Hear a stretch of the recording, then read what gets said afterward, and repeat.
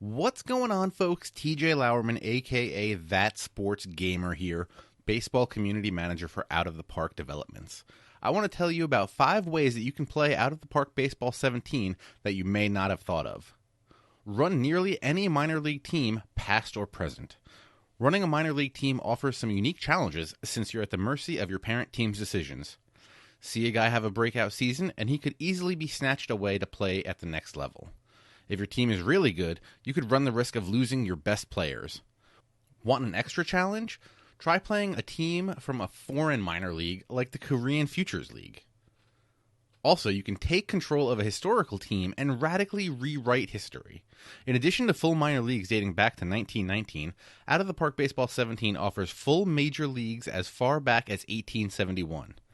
As you play forward through history, the game expands the leagues and relocates teams when those events happened in real life, but you can turn them off if you want. What would happen if the way baseball was set up before the 1969 expansion forced the American and National Leagues to split into separate divisions remained that way until today? What if teams like the Montreal Expos and St. Louis Browns never moved? You can also replay any World Series in history. OOTP 17 introduced a new historical exhibition module that not only lets you pit any 2 teams throughout history against each other, but also replay any World Series. Pretty much every baseball fan has a few World Series matchups they'd like to replay, so this option offers hours of excitement. In addition, you can set the game era and strategy parameters for a historical matchup or World Series replay. You can choose either team's year for that setting, a moot point in World Series replay, of course, or the modern era. Another thing you can try is playing in GM only or manager only mode.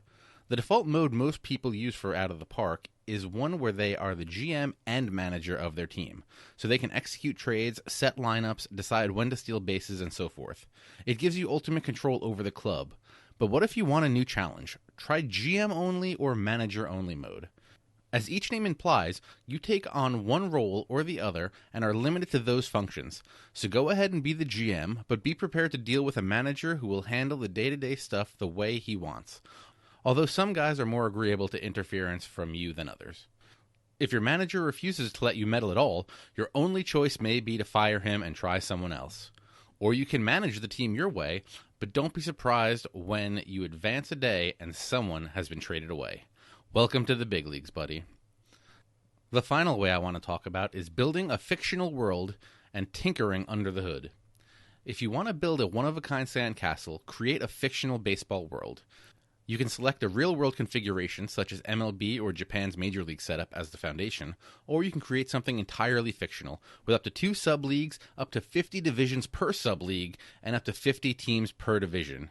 Your league can be based anywhere in the world. There are even more possibilities to explore, so fire up Out of the Park Baseball 17 and start dreaming up your own world. Out of the Park Baseball 17 is available now on Steam and other major software platforms.